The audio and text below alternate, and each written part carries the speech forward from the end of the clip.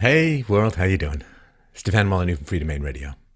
So, finding yourself a little sometimes frustrated, demotivated in the fight against globalism, the left, the uniparty, all the people who kind of hang off the jugular of productive people in order to sate their own greed for the unearned, right? I mean, find yourself, it can be a little challenging at times. I'm here to give you a rousing cri de coeur to say, it's okay, it's fine, it's natural, it's kind of what they want to do, right? Battles are generally fought on two things, food and morale. And of course, ammo is important as well. But here we're going to focus on the morale side of things. Now, this is a philosophy show, so we do current events, but I really want to remind you of the bigger principles at work here. So, in biology, there are two strategies for acquiring food in general, right? So the first is you go out and hunt it yourself, and the other is you take leftovers off what other people or other animals have hunted, right? So the lion will go and eat a gazelle, will eat most of it, and then the jackals come along and nose their way through its rib cage and suck out the remnants that the lions didn't get to. And this parasitism off the productive is, it's fine in nature because not a lot of ethics or morals in nature. It becomes somewhat problematic in human society, especially when there's a state. Because there are the parasites and there are the productive people. The parasites are not only among the poor and those on welfare and so on. I mean, there are lots of honorable poor working hard to improve their state, doing the three things you need to do to get to the middle class, which is finish high school, keep a job for a year, and don't have any kids till after you're married. Not brain surgery. And if you do that, you have like a 99% chance of ending up pretty well off. But there are a lot of poor who are dependent on the state, right, for child support, for the sort of court-enforced alimony, welfare, unemployment insurance, and even old age pensions. And last but not least, of course, disability and so on. And people say, well, we paid into these programs. No, you didn't. No, if you paid into these programs, why is there a national debt? It's really, really not that complicated. If you say you're standing on level ground, but you're 80 feet down in a hole, Jessica style, well, you are not standing on level ground. If you paid into these programs and that's what you're drawing your money from, why is there a deficit? Why is there $20 trillion just in the US of debt? No, you paid into these programs, the government spent the money, particularly old age pensions, right? You paid into the programs, the government spent the money and left behind a bunch of dusty IOUs, sometimes called treasury notes, saying, oh yeah, we're taking your money, we're blowing it on things, which some of which may benefit you, but don't worry, we're going to tax the next generation to pay for your retirement. Oh dear, did you really not have any kids, or not many kids, or not enough kids? Oh, has the education system collapsed in America and in the West as a whole to the point where children are coming out traumatized and, the daycare generation kind of unable to get their shit together because they were neglected and abandoned and thrown into the feral nest of daycare when they were kids, and they're now hypersensitive, and they would, especially the boys who you kind of need to be productive while the girls are having babies, they got terrible educations, all focused on girly world, and the boys who couldn't squeeze into the corset of brain deadening, for boys at least, girly world, ended up being drugged because, if you don't conform to a system that's not designed for you, clearly you have a mental health issue and need to be fixed biochemically. I guess we could think of the word fixed in two ways. So, not enough productivity from the young to sustain the greedy maws of the boomers who are retiring. So the imaginary answer is mass immigration from the third world. Not really much of an answer, but at least it will provoke the kind of conflict that will have people forget about government debts and deficits over time. It's what you do. You promise things you promise the world to the people. You spend far more than you take in taxes so that the government produces the illusion that is somehow contributing to the wealth of society. And then when you run out of money, and you can't pay the bills, you provoke a war. Now, you can't provoke a war anymore internationally in the West because of nuclear weapons, but maybe you can provoke some kind of civil conflict. Just a thought, just a possibility. It's pretty typical. Run out of money, go to war. Run out of money, provoke conflict. So all these things solve the problems of the elites, just not your problems at all. So for the past 50 or 60 years, you need a big picture view of where we are. For the past 50 or 60 years, we have had a siphoning of resources from the more productive people to the less productive people. People say, well, it's kind of weird how smarter people don't have as many babies as less smart people. Well, not that complicated. If you tax smart people and you subsidize the childbirths of less intelligent people, well, you're engaged in a form of dysgenics, and it's really tragic. It is not. It doesn't have a pretty end for the most part throughout human history, but sure. Smart people have more opportunities to exercise their minds rather than their loins. But if you look at some cultures, a Jewish culture had a huge respect and productivity from the most intelligent, right? The rabbis who knew a number of languages were the ones who had the most kids. And they ended up as a pretty smart clan, I guess you could say. And so we've had this whole process for the past 50 or 60 years, wherein the least intelligent tend to get the most money from the state, and the most intelligent tend to be taxed the most money, because intelligence is highly correlated with income, and you have a graduated income tax which takes more and more resources from the more and more intelligent and distributes them to the less intelligent. And that is a system that has been set up, which is very tragic.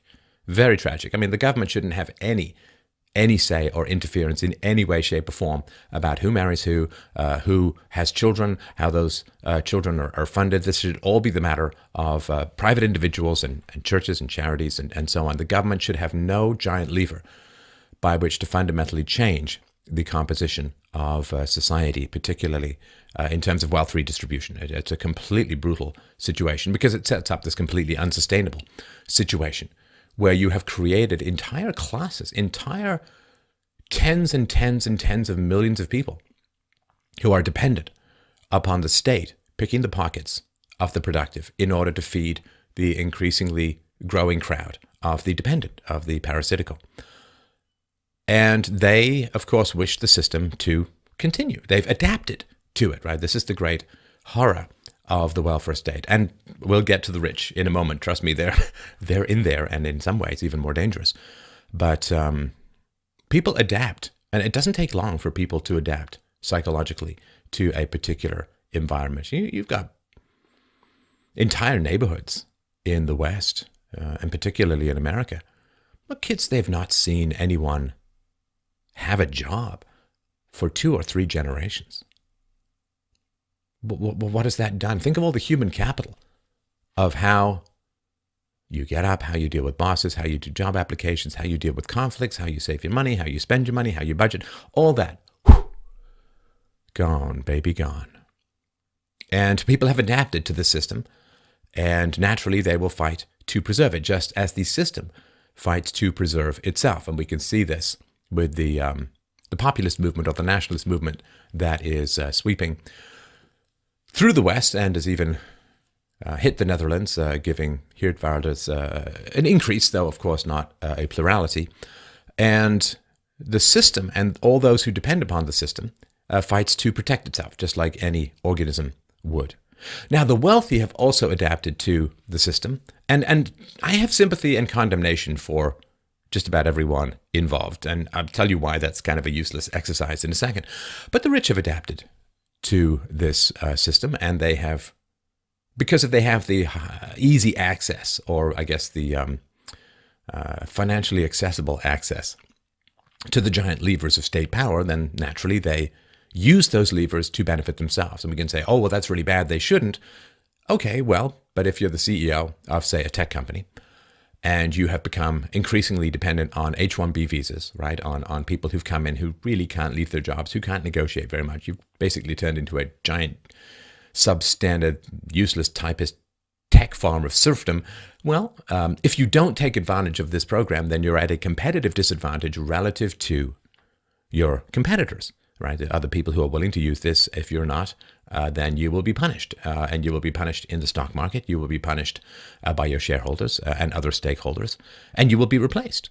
And people don't not see family and friends for 20 years and travel 8 days a week in order to become CEO, in order to get fired for not taking advantage of perfectly legal short-term incentives to maximize their profit. You have a fiduciary responsibility to maximize profits for your company. If the tools are available for you to do that, whether they're public or private, and you don't, you could be liable, right? You could have actually harmed shareholder value. You could get sued. You certainly could get fired.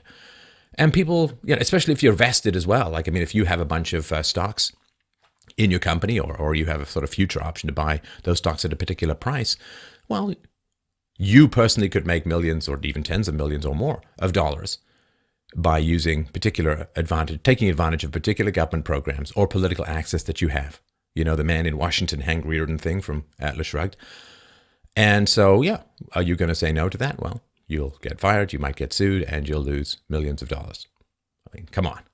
Not that. So can I condemn people for making bad choices because of government incentives? Sure. Rich, middle class, poor, I can condemn everyone if I want. Can I have sympathy for the decision-making process that has people take advantage of government programs? Sure. I mean, from the rich, I can understand it. Sure, you've got these levers of power, you're going to use it, and a giant money spigot opens up in your gold-soaked bathtub. Sure, I understand why you would pull that. Incentives matter. People respond to incentives, basic law of economics. For the poor, if you're not particularly bright, and if endless waves of third world immigration are driving down wages, thus increasing the value of the welfare state payouts to you, right? There's a welfare cliff, right? A single woman with kids on welfare, to get the equivalent amount of money she gets on welfare, she would have to earn like way north of $60,000 a year just to break even. Getting there is quite a challenge. So if you're not that smart, you don't have many job opportunities, you're not going to rise very far in the ranks. You're going to have a bunch of, low rent jobs that aren't going to be particularly satisfying. Or you can stay home, chat on a free government phone, watch your kids, and enjoy your life for free.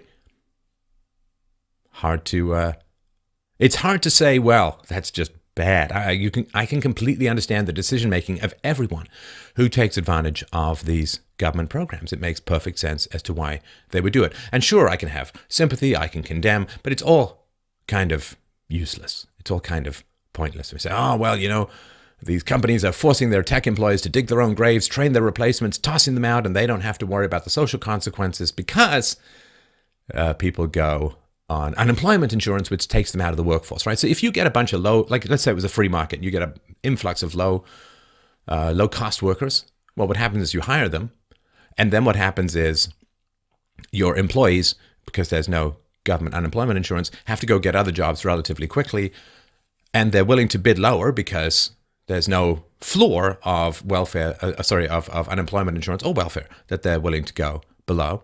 So they go out and they bid down the price of workers. So you actually haven't gained much by hiring low-priced workers because you displace a bunch of higher-priced workers who then bid down the cost of the job to the point where it really didn't make any sense to hire the low-cost workers because there are language issues, cultural issues, there are training issues, there's competency issues, right? So the welfare state is driving the H-1B visa just as the H-1B visa program is driving the welfare state, unemployment insurance, and so on. So in a free market, in a free society, these things are all perfectly fine. Like Europe is terrified of lower population because they're way below replacement levels. What's wrong with lower population? When I was a kid growing up, zero population growth, shrinking of the population was supposed to be great. Let's have fewer people in the world, particularly people in the West who have very high carbon footprints, who have very high environmental impacts. Sure, fewer people was supposed to be the whole goal. That was supposed to be the point of a lot of the watermelons, right? The green on the outside, communist red on the inside. But they said, don't have kids. It's not that great. Have fewer kids. Be responsible. And so Europeans, for a variety of reasons, did that. And now they're being told, oh, well, you see, we've got to bring in, Germany wants 8 million migrants or 8 million immigrants over the next couple of decades to make up for population losses. Wait a minute, so you're taking people from low environmental impact third world environments, putting them in massive environmental impact first world environments, and then paying them to have as many kids as humanly possible. Don't you all care about the environment at all? I mean, you understand, it's all just a bunch of manipulation. Population displacement. It's hard to rule Europeans because they have a history of skepticism towards authority. Well, they used to. Whether they do or not, kind of up in the air this year. So the system is going to protect itself. And Trump is going to try and manage certain aspects of immigration from countries with significant hostilities towards the United States who have no processes in place that can be trusted to vet people coming in. He's going to try and resist that. And of course, the left is going to try and block all of his attempts to control some negative aspects of immigration. Of course, because the people who come in from the third world vote, 4/5 or more of them vote for leftist policies. Of course, the left want them to come in. They don't care about the long-term social impacts or data. They just want power. They want power. They need the power. Hungry for the power. So the system is going to try and protect itself. The system is designed to stall, to stagnate, to delay, to minimize any possibility for change. These systems have been built in place and put in place for many years. So sure, Obamacare 2.0 is a significant disappointment to many people who want more reforms, but there's not enough votes in the Senate to pass a repeal of Obamacare. Can't do it. You can modify it to some degree, which is why they're tinkering it with it at the edges, but they simply don't have the votes. And you can get rid of the Senate if you want, I guess, and get to pure plurality democracy rule. But people on the left is Hillary won the popular vote. Well, that's like saying that the biggest box office movie should automatically get the Oscar. That's not how the Oscars work, and that's not how the American Republic works. So people you're frustrated. I get that. I mean, understand that changing this system, reforming the system, shrinking the growth of this system is a long process. And you got to pace yourself. You're riding up and down this roller coaster of something great is being proffered. Oh, it got squelched in the giant sticky goo web of government. Slow down. I have slow motion. You have those dreams? I used to have these dreams. I don't anymore. But when I was young, I used to have these dreams like I wanted to get somewhere and I'd take a big running start, and there'd be so little gravity that I'd float up in the air. My legs would be kind of windmilling. I don't have those dreams anymore because I have traction in the world now. I'm fulfilling my potential. But it is, it's like, okay, we got two people in a running race. One has a jetpack. The other has to run through Jell-O. It's frustrating because we know what needs to be done. And we know how the system needs to be reformed. And the system is fighting back. It's natural. It's inevitable that it's going to do that. Of course. And of course, Trump has a mandate, and other European politicians are probably going to have a mandate, just as Brexit has a mandate. But so what? I mean, the system is going to fight to protect itself, and we need to be strategic, and we need to be patient, and we need to be positive, and we need to be encouraging to those who are frustrated and who are wavering. We need to be out there being, the stern, stiff Bill Mitchell spines of the conflict that we're in. Because one thing that's happening is that Trump, I'm going to focus on Trump for a moment. So Trump, in doing what he's doing, in trying to get things done and being repeatedly blocked by the Democrats, being repeatedly undermined by the media, being symbolically shot by Snoop Dogg. I mean, anyway, and by being continually legally blocked by activist judges, he's not losing, you understand? Because people put Trump in because they wanted to change. They wanted to change. A lot of it had to do with immigration. They're desperate. I mean, the black community, for God's sakes, the black community in America, if you want to help the black community, and I think that's really fair and really right, you've got to stop the inflow of low-rent labor from the third world. You have to stop the inflow of low-rent labor from the third world because it drives down the wages that blacks would otherwise be able to achieve, which raises the value of the welfare state for them, which destroys further the family, which causes more problems among the youth. Why on earth are people in Syria more valuable than blacks in America? Don't you care for the brothers and sisters who need the kind of inflated wages that you get without this massive pouring in? Low rent, oh my God, it's so cruel. Can the government stop shafting blacks in America for once in its godforsaken existence? If it's not slavery, if it's not Jim Crow, if it's not segregation, if it's not bullshit undermining competent blacks' affirmative action, then it's going to be massive amounts of third world immigration driving down the wages that the blacks need to climb into the middle class. God help them. Please help them. It's quite frustrating at times. Have you noticed that? I have just a little bit. But Trump is trying to get done, and Trump's administration, they're trying to get done what the American people have clearly said they want done. His approval ratings are going through the roof, and he's not losing, you understand. Every time he gets blocked, people's frustration and anger with the globalists goes up and up and up and up, to the point where he's going to have such a mandate that it's going to be perilous to oppose him. I mean, politically, you understand. So he's not losing by being blocked. He's raising people's frustration gave the guy a clear mandate.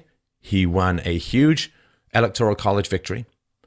He has the support of a significant majority of the American people. They've told him exactly what they want him to do, and he's being blocked. It's perfect. It's inevitable. It's exactly what was going to happen. And all it's doing, some people, right, they hit resistance and they're, oh no, it's windy, I'm blown over, right? No, some people, you want to get somewhere, it's windy, what do? You walk at an angle. You end up in some Russian video being blown across the street, right? So you double down, right? You hit resistance, you don't give up, you double down, you act. Evil protects itself, because people have adapted to this immoral redistribution of resources, to this immoral political power, and they wish to not change. Now, you understand, it's going to be great for people if they get off welfare, if they get off unemployment insurance, if they get off disability, if they have the capability of doing that. People in the long run, like in the short run, we want free stuff, but it rots us. Right? Free stuff is like the candy to the cavities of our future. Oh, it tastes so good in the moment. Oh, I can't, I have no teeth left. And by the way, I've swallowed a huge amount of bacteria and my heart is about to splodey head. Alien style. Ooh, miss you, John Hurt already. Anyway, so it's natural. It's natural. People have adapted to the system. Their resources are dependent on the system and they don't want to change. They're addicted to the fruits of power, the black fruits of an evil tree. That's what they have adapted to eating. It doesn't taste good, but it's sustaining and there's lots of it. Now, getting them onto better food, sure. It's like weaning anybody off a drug. They resist, they fight, they kick, they scream, and later they say, thank you so much for getting me off that horrible drug. I can think straight, my mind is clear, I feel productive, I'm happy. Thank you, I am so sorry for all the terrible things I said to you, for all the abuse and insults I screamed at you, for all of the kicking and screaming that I did when you were dragging me away from the drug that was destroying me. I'm so sorry. Thank you, thank you, thank you. And, it may be a thankless job for half a generation. I don't know. But thanks will come. We do what is right for people, what is morally right for people, even though they kick and scream, and perhaps even especially because they kick and scream. You understand that, right? If you're a parent, you don't, well, first of all, you don't provoke tantrums, but society has provoked the potential for significant tantrums, right? If the black, oily ichor of evil state cash is slowed for people, then they're going to have tantrums. That's the setup, right? It's like a good parent, you don't parent in a way that produces tantrums, but let's just say you end up adopting a kid who throws tantrums. Some other parent didn't do a good job and they have tantrums. Well, you don't reward those tantrums. You don't give in to those tantrums. You help the child overcome the tantrums by not allowing the tantrums to have power over you. It's natural. And then the child, when he grows up, says, wow, yeah, I used to have a really bad temper, but my parents, they held firm. They cured me of it. I am so thankful, so grateful, because I know another guy who's still got a really bad temper and he's heading to jail. So no, we do the right thing. We are patient, we are positive, and we do the right thing. And Trump is helping people hate the globalists. That the system, when people wake up to the fact that the system is not there to serve them, right? If you're productive, the system is not there to serve you. If you're productive, the system no more serves you than the farm serves the livestock. You're a cattle, you're milked, your taxes are milked, and they're handed over through political power. They're used to buy the votes of people who become dependent on it. You are a livestock and a tax farm. The system does not serve you. The system encloses you, it protects you, it exploits you, it rules you, it bullies you, it threatens you, and it takes from you. Of course, if you don't have anything to redistribute, you have to get a real job. If you can't steal from people and offer it to other people, you have to go get a real job. And you don't want to get a real job because power is very addictive, physically addictive. Power, political power, more addictive than cocaine. Getting people off, they're fighting. Same way a coke addict is going to fight to keep his source, fight to keep his supply, to fight to get the money he needs for his drug. This is addicted. You got to say no. When they break the addiction and they get real jobs, many of them will be thankful. Those that won't be, what are we going to do? Are we going to have society run by the political tantrums of power-addicted people? No, of course not. You can't let the addict run society. Trump now wants a budget. Ooh, NPR. Ooh, PBS. 'Tis a consummation devoutly to be wished. 'Tis a consummation devoutly to be wished for them to meet the government budget of zero. Because all they've been used, I mean, those basically been used by the left to troll Christians and conservatives for decades. Finally, Christians and conservatives, well, they wanted to get rid of it for a long time. And, the bear. Poke away. See what happens. So Trump wants a budget, and the Dems are saying, no, dead on arrival, we're not going to pass it. It's inevitable. Of course they're not going to pass it. Of course they're not going to pass it. And then going to really frustrate and annoy people. There hasn't been a budget for close on a decade in America because they want the free $1 trillion that they got from the bailout to continue to be spendable, right? Of course they're not going to. You understand? Don't be surprised. This is how it works. This is how it works. I'm in a war. What? Is the enemy still shooting back? Come on, they were shooting back yesterday. Aren't they tired of it? Won't they just give us our victory? No. They literally believe that they're fighting for their lives. The addict doesn't believe his life is worth living without the drug, which is why he's willing to burn his life up to get the drug, to destroy, to lose everything.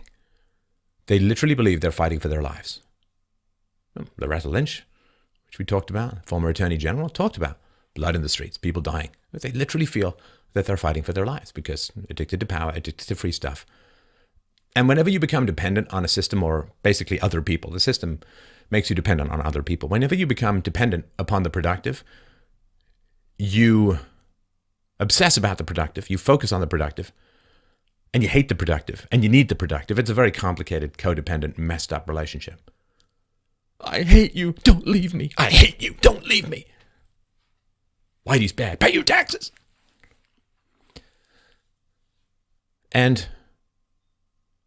this is an important thing to understand, this imbalance of incentives and this imbalance of motivation.